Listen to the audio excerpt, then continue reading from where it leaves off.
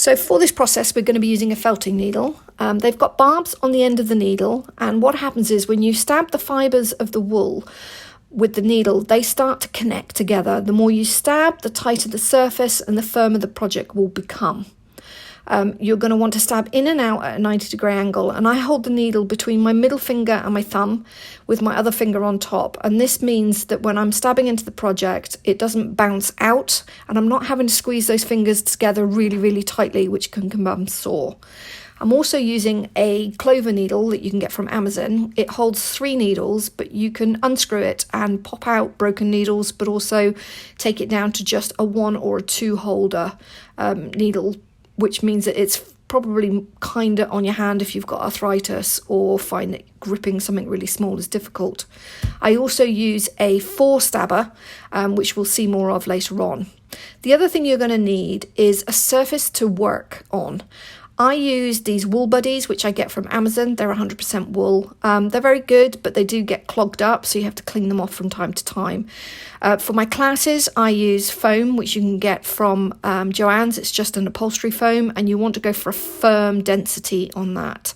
They're great surfaces to work on, and I'd recommend going for a larger piece so that you have a bigger, more stable area to work on. We're going to be using polystyrene, as I call it, or styrofoam, I believe, as you call it in the US, X as our base. And we're going to be using 100% merino wool to felt with. You can use any wool, but I find that merino has some amazing colours. And if you're anything like me, you'll end up wanting to collect every single colour they have.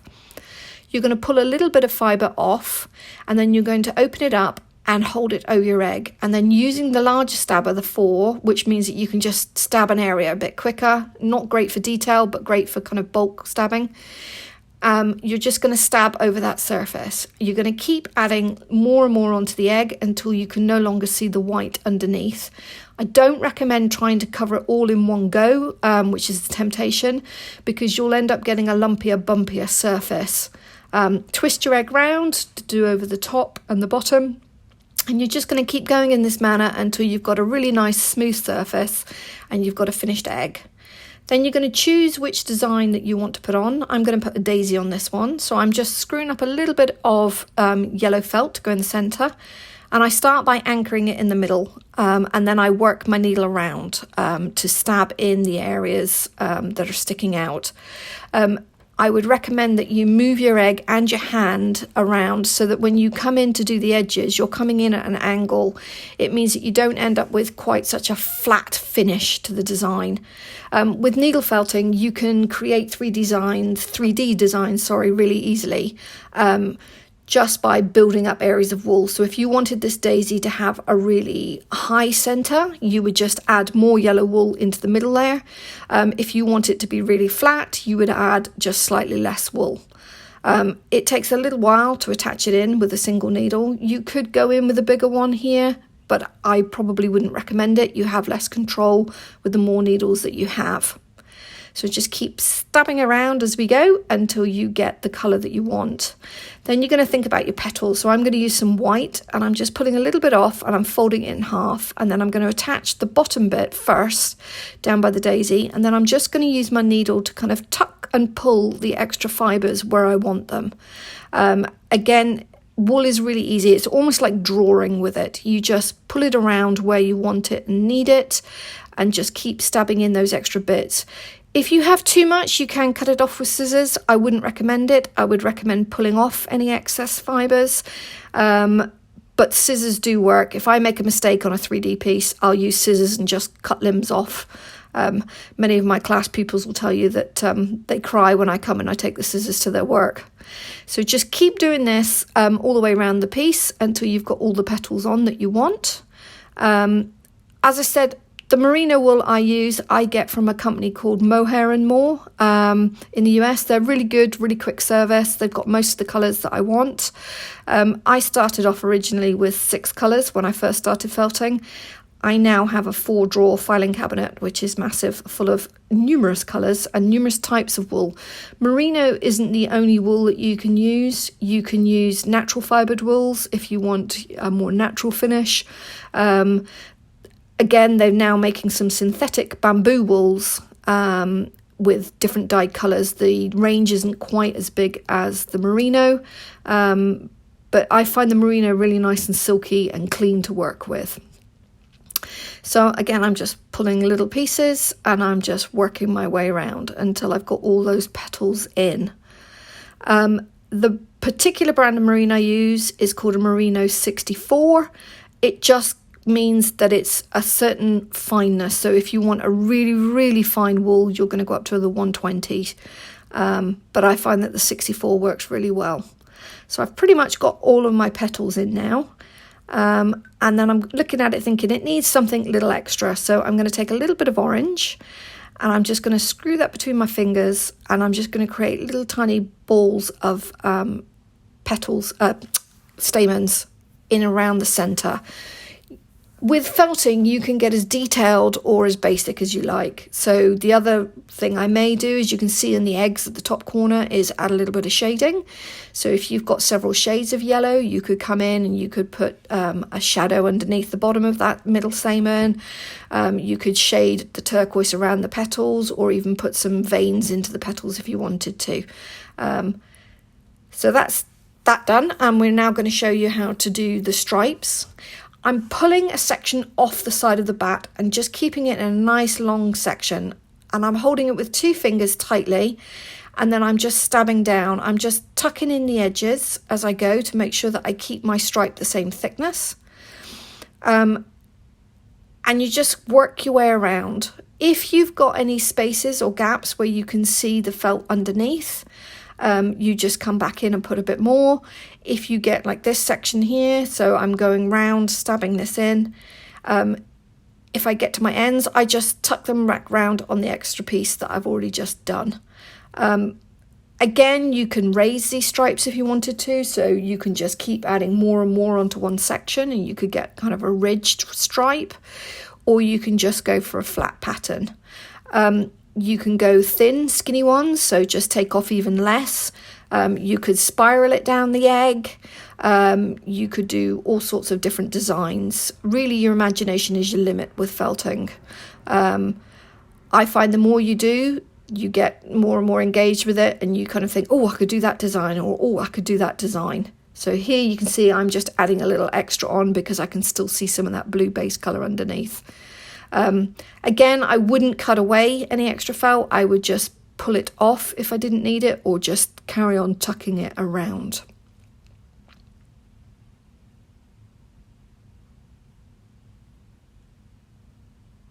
It's important, which I didn't mention earlier, it is important to keep your other hand well away from the project if you can. If you've got to get in and get close detail, I'd recommend holding your hand up at a 90-degree angle so that the needle slides down your nail. Otherwise, you are likely to stab the sides of your fingers. I've been felting now for 15 years, and even now I still stab my hand sometimes.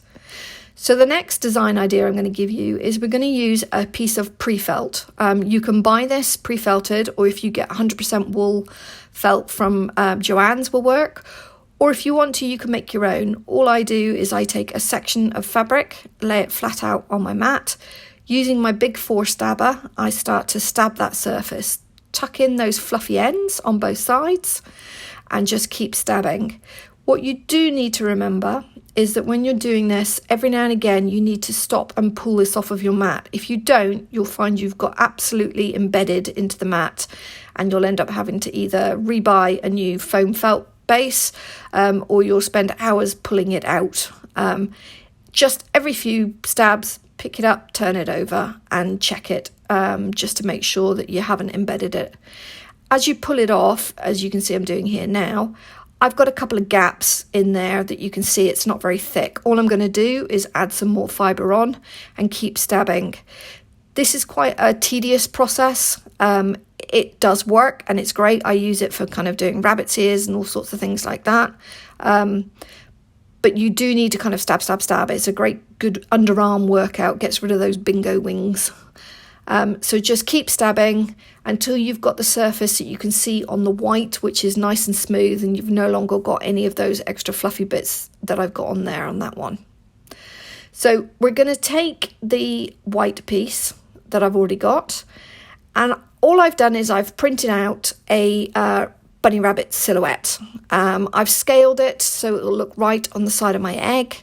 If you're not an artist, which I hear a lot of people say to me, oh, but I'm not an artist. You don't need to be. Go onto Google, go onto Pinterest, and just pump in there bunny rabbit silhouette. And you'll get some amazing pictures up. And just by simply going into Word or on a photocopier, you can kind of print out the size that you want. I've just pinned this onto the felt, and I'm going around with a little pair of really sharp scissors, and I'm just cutting the little fella's shape out. It can get a bit fluffy and a bit caught, and what you want to do is to take off any extra fibres that are kind of sticking out the edge. But just take your time, work away around the silhouette, holding it as you go, because the pins, although they hold them, it will slip and slide slightly. I do recommend having a really good sharp pair of scissors in your kit, but also a pair of old dull ones for cutting pipe cleaners, wires, anything like that. I'm terrible at using scissors for jobs that they're not meant to be used for, and I end up with loads of dull scissors everywhere. My children also disappear with them and cut all sorts of things which I know they're not meant to. So I've ended up with a whole drawer full of scissors at home that don't really do very much these days. So we're nearly just finished there. I'm just coming round and getting those last bits.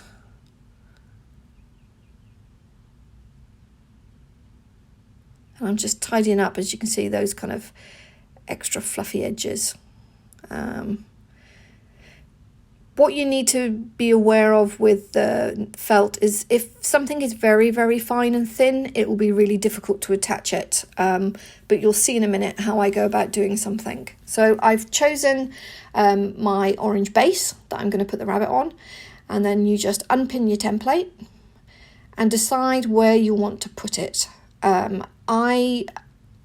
Again, it's a personal choice. You could do several of these bunnies running around. You could do a sitting up, sitting down, just one single bunny, as I'm going to do on this one. I hold it into place, a bit like we did with the felt firmly on each end, and I start in the middle. I just do this to anchor it. It just means it stops it sliding around quite so much. And then I'm just going to work the way all over the surface with my single needle. You could come back and use the bigger needle on this, but I find it can sometimes distort finer images like this because it pulls and yanks sections. So it's a bit like if you pushed really hard on a rolling pin on your dough from one end, it will squeeze that dough out and not the other section. So I'm just working my way around. With the cutout pre-felt, you'll find the edges are a little bit more difficult to felt. They tend to splay out a little bit more. So you just need to kind of come in, twisting that egg again like we did with the middle stamen on the flower, to kind of tighten up those edges. It takes a little while to do this. Patience is key with felting. Quite often you'll go through an ugly phase where you think, oh, this isn't working. Persevere, because it really does come together. I will also say that you will find fluff absolutely everywhere in your house after you've done some felting. But that's part of the joy, I think. My husband loves me for all the felt that I've got laying around. Again, I'm just coming in, tightening up around that area of the ears. And then coming round and tightening up the face. You could do this with spots. So I've done it for Valentine's, where I've done a red egg and I've covered it with lots of white spots or white hearts. You can do it on flat pieces as well. So if you wanted to do a flat piece of felt and then do a cutout design on top, you can. I've found that I've embroidered onto these before now as well. Needle felting is great if you're an embroiderer, because you can kind of create pictures and then come back in and do French knots and seed stitches and all sorts of things like that, and it makes a really lovely surface to work on. So again, I'm just tidying up all those edges as we go round.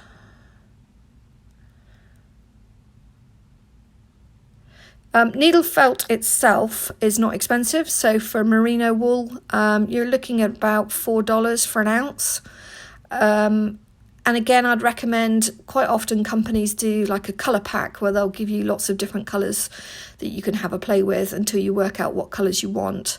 I recommend keeping a colour code if you do get into felting and want to do more. It means that when you come to reorder, if it's not been put back in the right bag, you know what colour it is.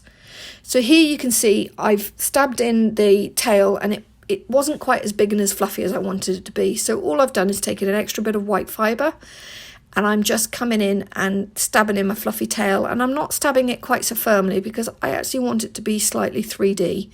Again, he'd lost a little bit of the front of his foot, so I'm just going to take a little spare bit of fibre and put it back in and just extend that foot out a little bit so his silhouette looks a little bit nicer.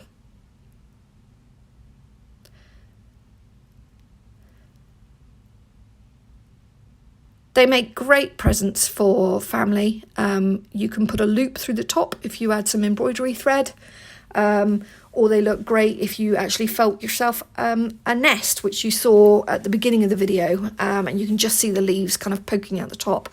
I just added it to some sticks I picked up out the garden, and then I've put my nests into the egg to display on the side. So I hope you enjoyed this demonstration, and enjoy doing some felting yourself.